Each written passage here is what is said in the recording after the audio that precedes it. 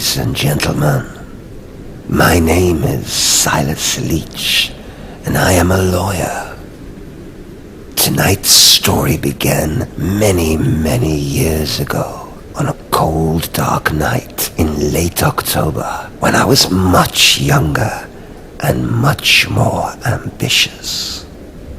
The late millionaire industrialist Nathaniel Axe had retained my services as executor of his estate, and I, being young and somewhat green, leapt at the opportunity. I had received very specific instructions on how I should conduct myself, and was not to deviate from them at all, or I would forfeit my fee. I took the early evening train to the late millionaire's mansion and arrived at around 8 o'clock, where I was greeted by the butler who stood ominously in the doorway. I was then escorted to a large dining hall where a motley group of characters sat impatiently at a long table. I, working in the legal profession, recognized them all immediately from their reputations. It was a rogues gallery of our city's finest lowlifes. The hunter, the blacksmith, the banker, the chef, the optometrist, the actor, and the ventriloquist, all in attendance and all hoping to inherit something. I began reading from the late millionaire's will. It began, I, Nathaniel Axe, being of sound mind and disposing memory, do hereby make, publish, and declare this instrument to be my last will and testament, hereby revoking any and all wills by me at any time heretofore made, etc., etc., etc. It rambled on unremarkably for some time before it took a decidedly peculiar turn. It read, I hereby specifically instruct all concerned that a fortune teller herein appointed shall have complete freedom and discretion as to disposal of any and all such property, and shall not be subject to question by anyone whomsoever. Just as I read these words, the storm raging outside reached a violent pitch, and an unexpected gale momentarily knocked out the lights.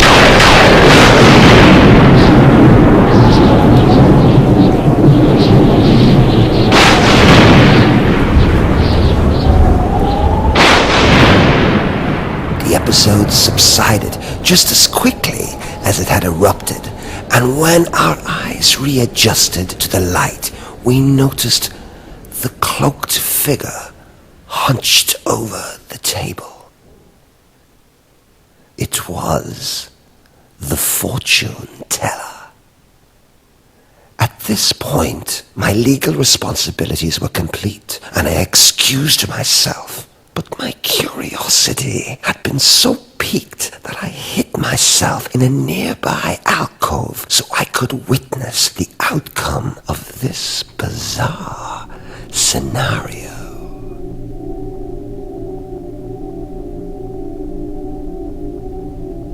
The fortune teller had skin like alabaster and an enormous scar running down his long face. He calmly surveyed the group with an eerie silence as his hands moved like two pale stones over the cards. He began to lay them out, slowly and deliberately, and began to tell the fortune of the guest seated to his furthest right. It was a small man with a big mustache. The hunter.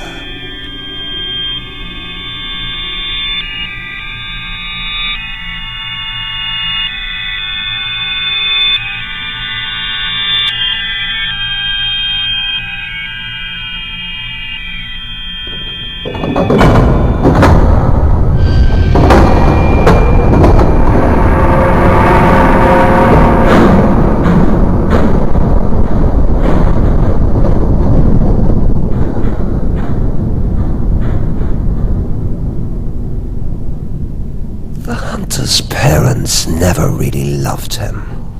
As a child, he was small and irritating, and inclined to bewildering fits of rage.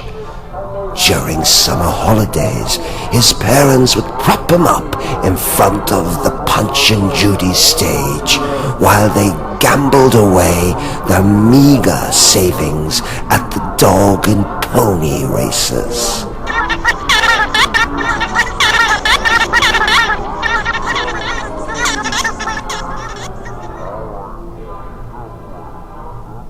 As a result, the hunter developed a deep-seated hatred of animals and grew up with Punch as his only role model.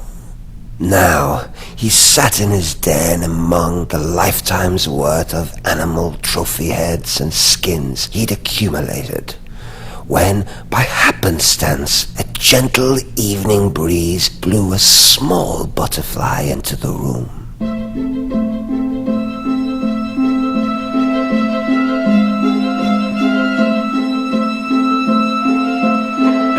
The species was unknown to the hunter, and its mere presence aroused his rage.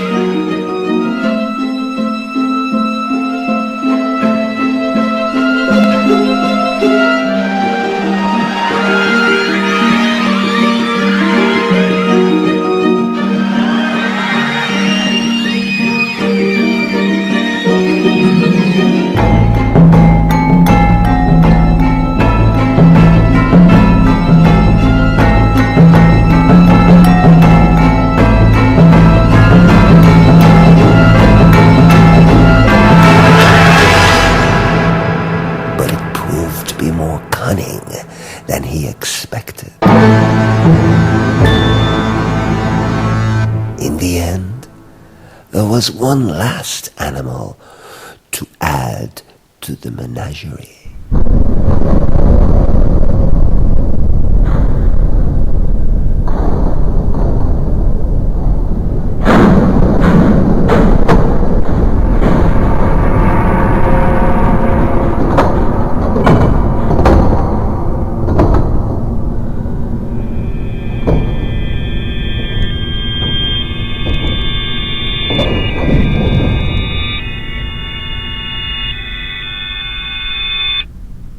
Fortune teller had come to the end of his story and calmly laid down his final card. It was the death card. The guests glanced nervously around at one another, but the hunter appeared more irritated than concerned and thought to reach for his gun before changing his mind. Next in line to have his fortune told sat the blacksmith, an oil-stained silhouette of debasement.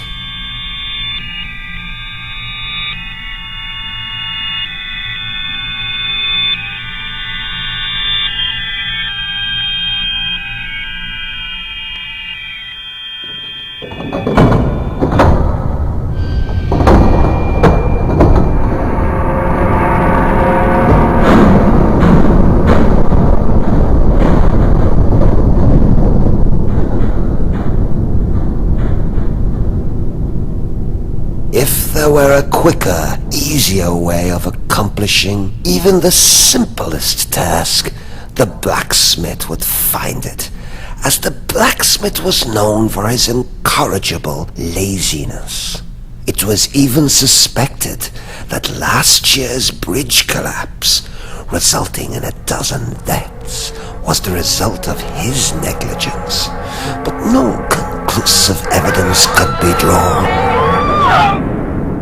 The fortune teller described the blacksmith's shop in fantastic detail, and described him doing what he would have considered working. Mostly it consisted of napping followed by dozing, with some light snoozing thrown in, sprinkled with the occasional poking around for some tool.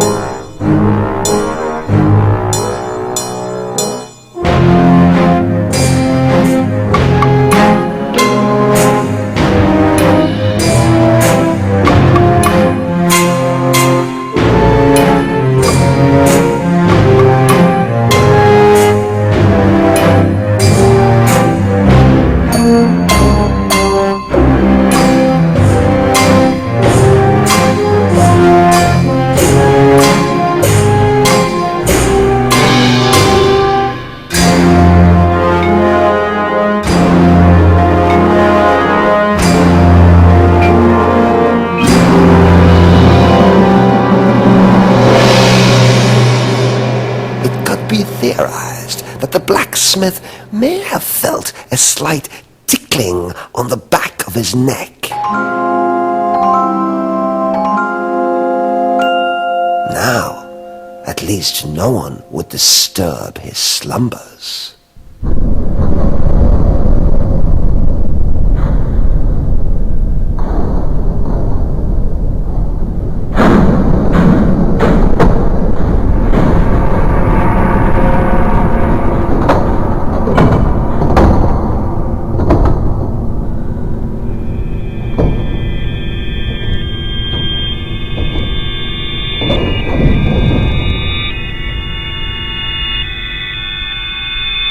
Again, the fortune teller produced the death card.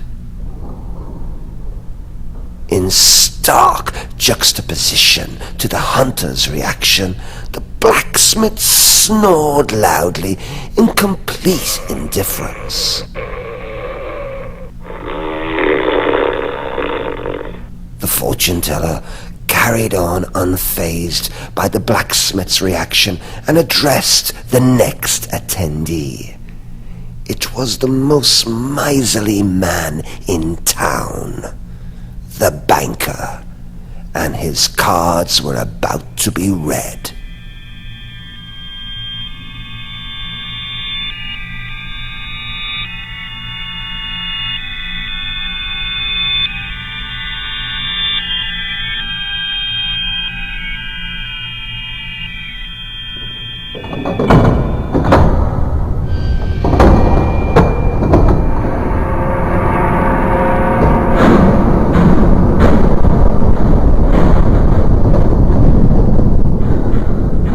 The banker's life was one painted in shades of grey and green.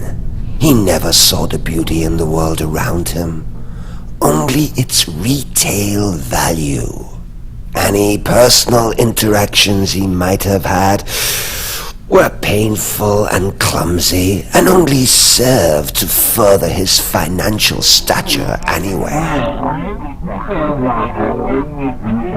Every day at noon, the banker would discreetly let himself into the bank vault so that he could eat his lunch in peace, surrounded by money. During these odd times, he seemed most at ease, and an eerie calm would wash across his face.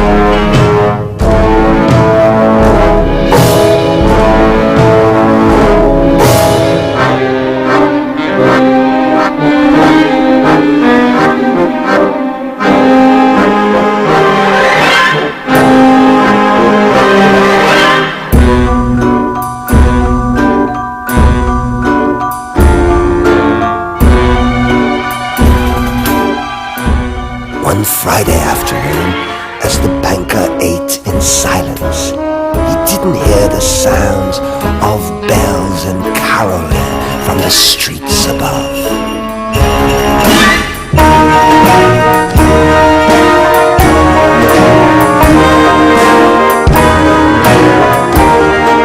And as the bank was closing early for the long Christmas holiday, the janitor cleaning up didn't notice the grayish-green lump slouched over the desk. The enormous door closed with a hush. The vault would now double as mausoleum.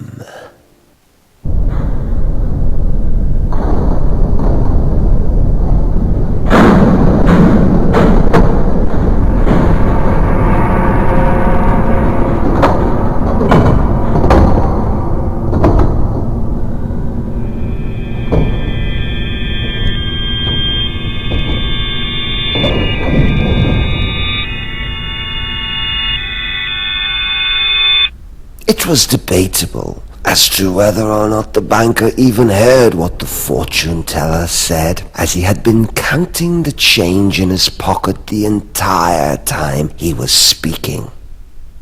After the banker, who was rather prim and fastidious, was a filthy man of gargantuan proportions, the chef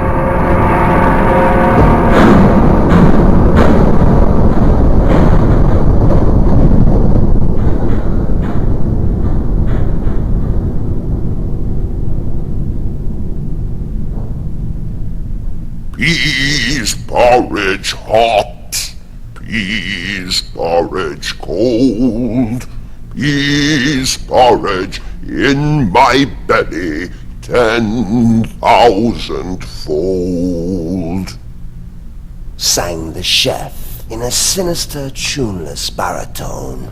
He lumbered boorishly through the kitchen as visions of sweet and savory concoctions drifted through his melon-shaped head in a ballet of smoked meats and eel pies.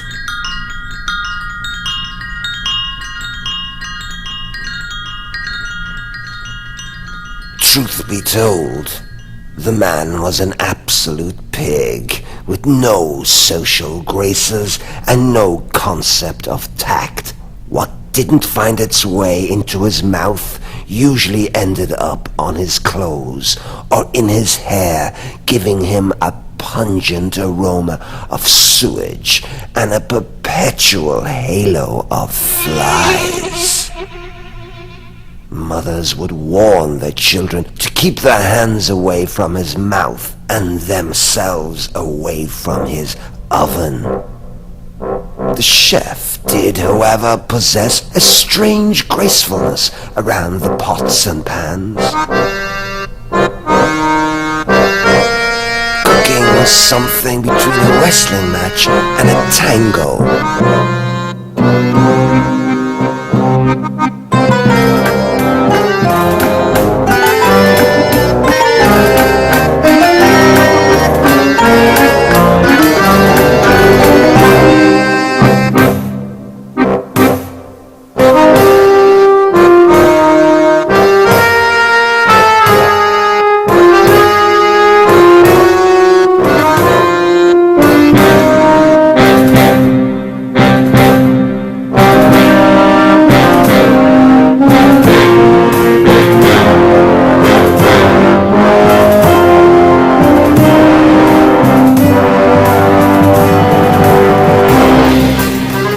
One particular evening, he was being ridiculed by a certain roast chicken.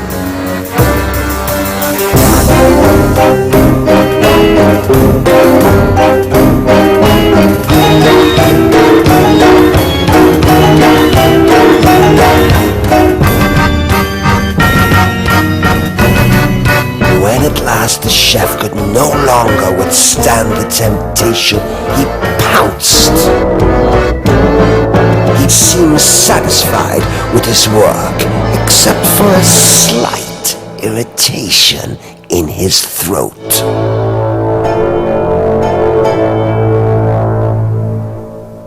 It was a wishbone. Be careful what you wish for.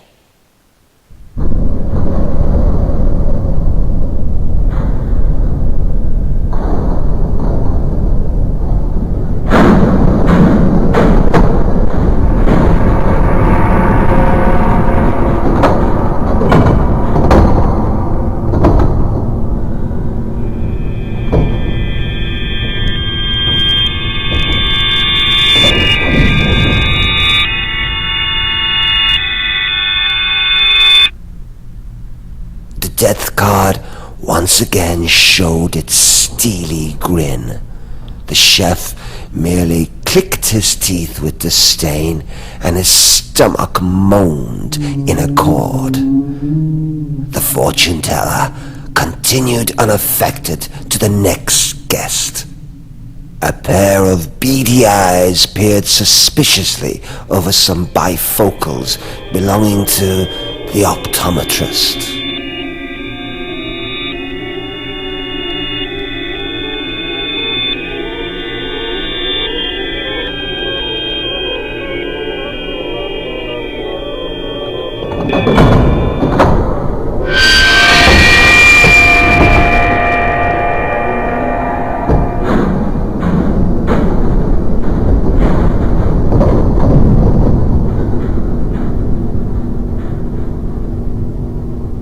The optometrist was a compulsive ogler and was obsessed with everything to do with surveillance. He surrounded himself with thousands of optical devices, telescopes, periscopes, microscopes, kaleidoscopes, spyglasses, eyeglasses, sunglasses, field glasses, monocles and goggles were everywhere. For as much as the optometrist was interested in optical devices, he was really just paralyzed with jealousy and needed to catalogue every eyelash, whisker, fingernail, mole, denture, and nose hair on every hapless bystander that passed by. On one occasion, he sat alone in his apartment high above the city, spying on his fellow citizens.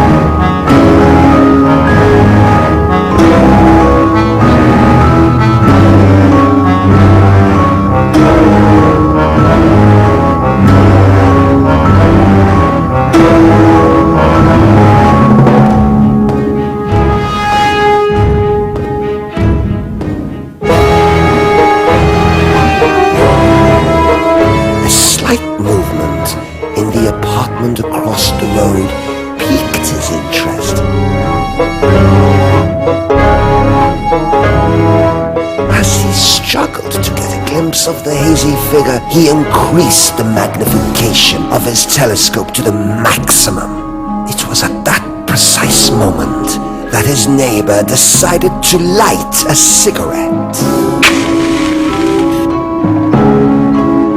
He tripped over a camera obscura and tumbled silently out the window.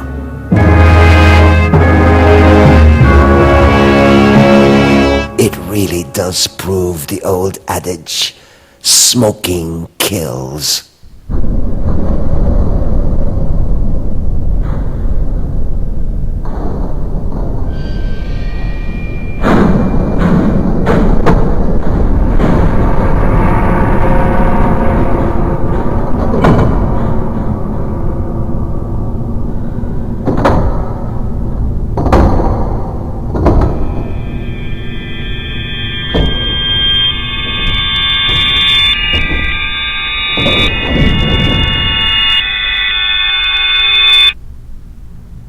The optometrist, fully anticipating the subsequent death card, had long ago lost interest and had become transfixed by the fortune teller's cravat, wondering if it was real silk or some kind of synthetic. The fortune teller next turned his attention to a man whose attention was nearly impossible to get. The actor.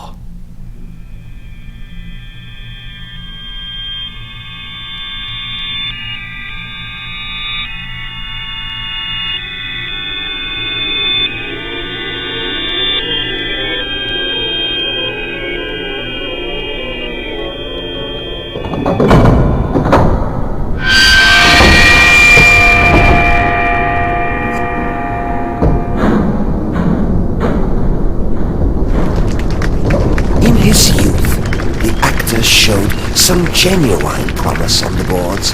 However, his appetite for public adoration soon began to taint the quality of his work, and eventually his arrogance became so unbearable that he was completely ostracized by the acting community.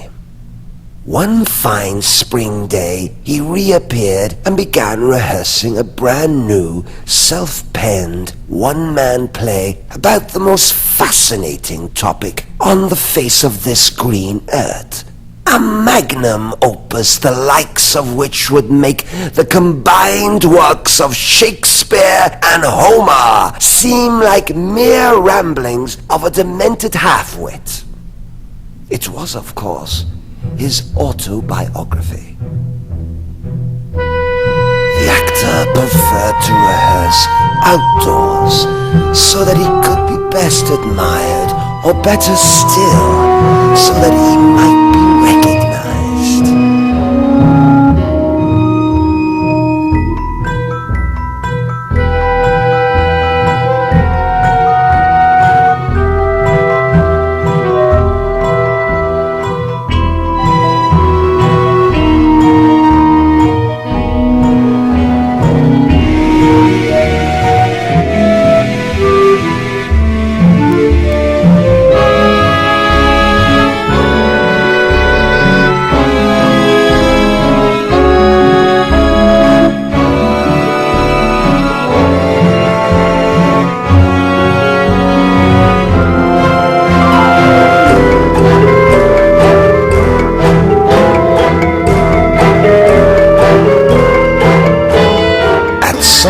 Something in the well caught his eye, and he peered in.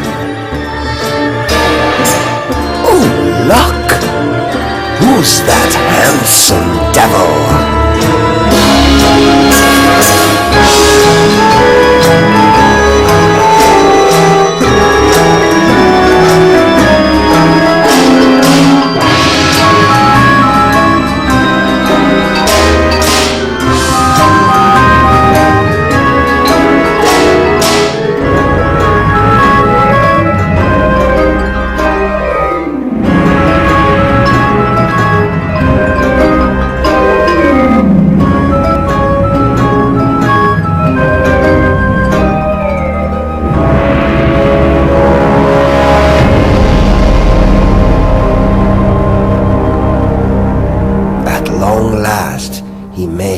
realized his desire to be admired for all eternity, or at least until he could be thawed out in the spring.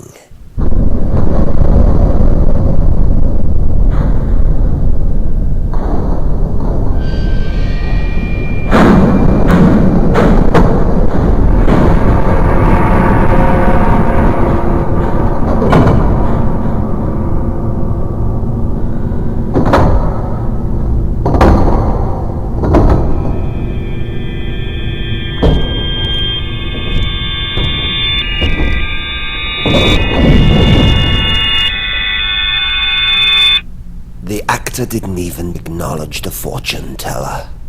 That would be admitting that the fortune teller held some sort of sway over him.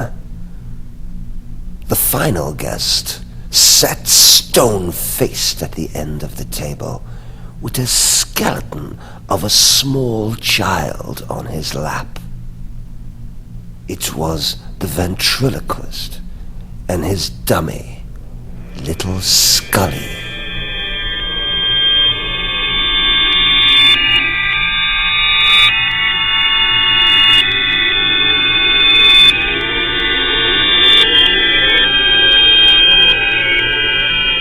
The ventriloquist had an undeniably particular gift. He also had an undeniably peculiar lust that accompanied it. You see, the ventriloquist loved children. In fact, he loved them so much, he was legally required to stay at least 100 yards away from them at all times. It was a little awkward, to say the least. The fortune teller described a typical evening at any music hall. A sordid parade of so-called entertainment crossed the stage. This particular evening first saw a corpulent, naked man playing an accordion.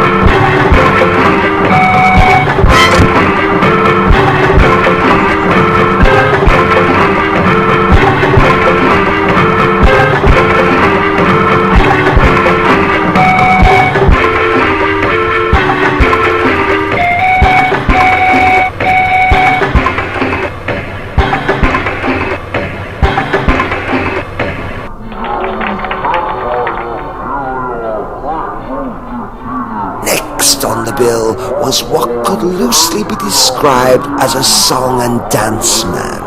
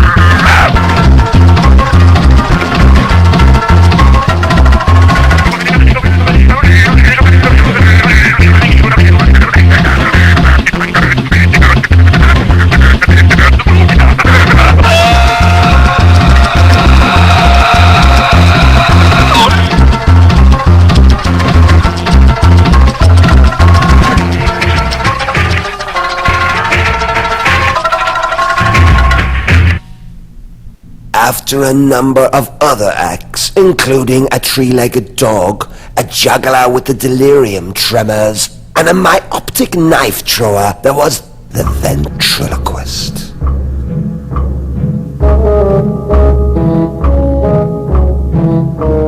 All was going along smoothly as the ventriloquist was performing the drinking water while the dummy talks routine, when suddenly he went pale.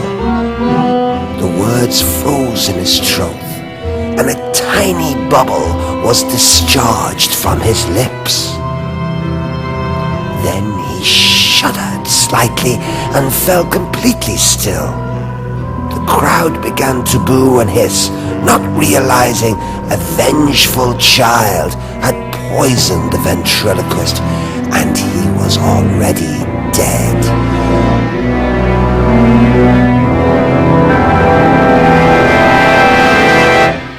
They merely thought he was a very bad ventriloquist.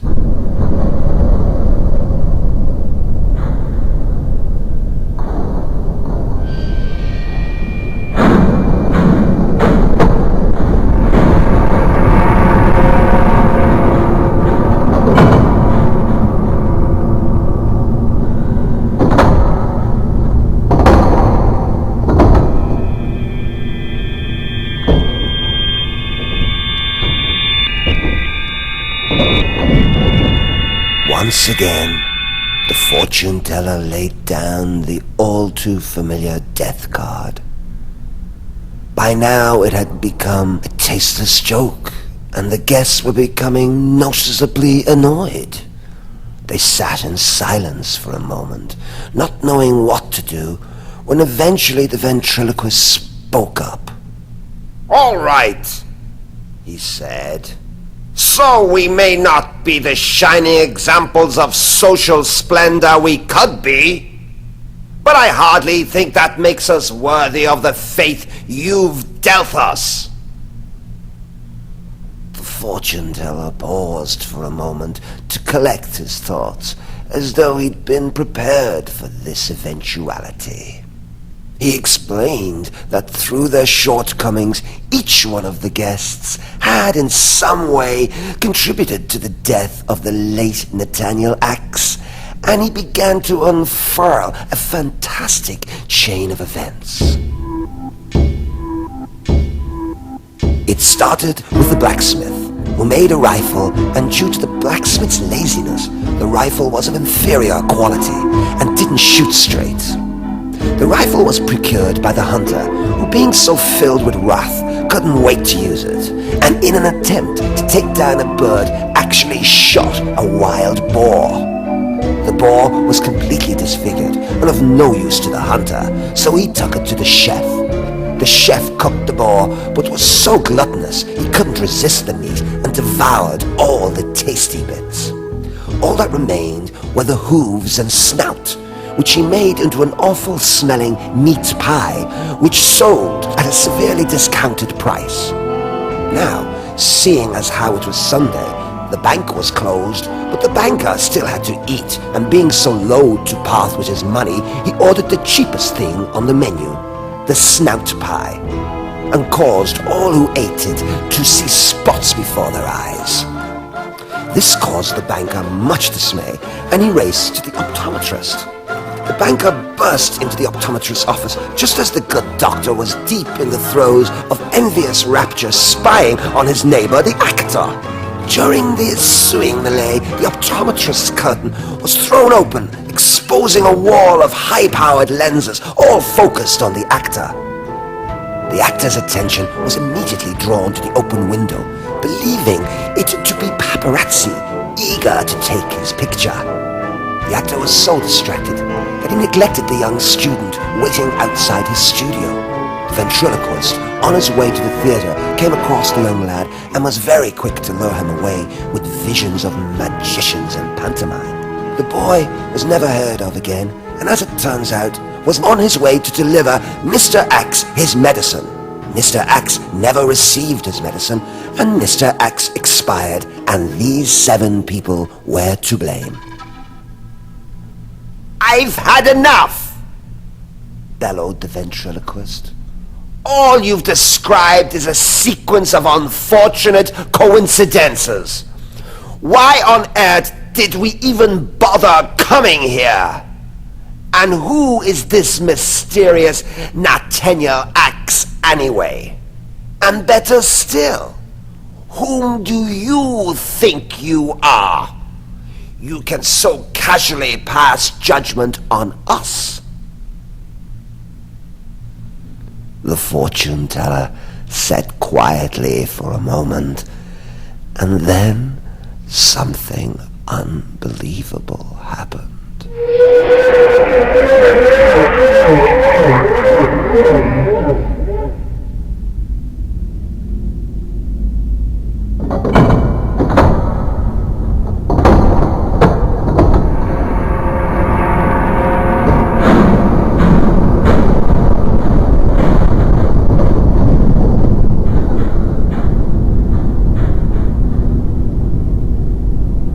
At that point, I must have blacked out. When I finally regained consciousness, I was back here in my library. I never knew what became of any of the guests. After that night, they all seemed to have vanished. But then, I never saw much of them in the first place. To be quite honest, I really don't know how much of what happened that night was for real, or how much was a dream. In fact, I don't even know if there was an Nathaniel X, or if there even was a fortune teller. For if they were real, whom did they serve?